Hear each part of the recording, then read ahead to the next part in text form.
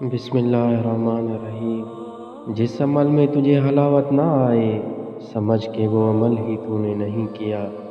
وہ رزق کی فراخی جس پر شکر نہ ہو، اور معاش کی تنگی جس پر صبر نہ ہو، فتنہ بن جاتی ہے۔ تیرا کلام بتا دے گا کہ تیرے دل میں کیا ہے۔ عاقل پہلے قلب سے پوچھتا ہے، پھر منہ سے بولتا ہے۔ جسے کوئی ایذا نہ پہنچے اس میں کوئی خوبی نہیں۔ دنیا دار دنیا کے پیچھے دوڑ رہے ہیں، اور دنیا اہل اللہ کے پیچھے۔ مومن کے لیے دنیا ریاضت کا اور آخرت راحت کا گھر ہے۔ بدگمانی تمام فائدوں کو بند کر دیتی ہے۔ خدا کے دشمنوں کو راضی کرنا عقل و دانش سے دور ہے۔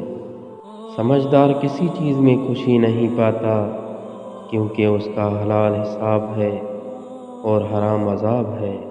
بے ادب خالق و مخلوق دونوں کا معتوب و مغضوب ہے۔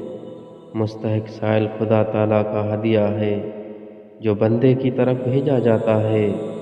اگر صبر نہ ہو تو تنگ دستی یا بیماری وغیرہ ایک عذاب ہے، اور اگر صبر ہو تو کرامت اور عزت ہے۔ مساکین کو ناخوش رکھ کر خدا تعالیٰ کی خوشنودی ناممکن ہے۔ جو مصیبت تم پر آئے اس کا علاج مساکین کی خوشنودی حاصل کرنا ہے۔ جس نے مخلوق کے کچھ مانگا وہ خالق کے دروازے سے اندھا ہے۔ تیری جوانی تجھ کو دھوکہ نہ دے، یہ عنقریب تجھ سے لے لی جائے گی۔ افلاس پر رضامندی بے حد ثواب کا موجب ہے۔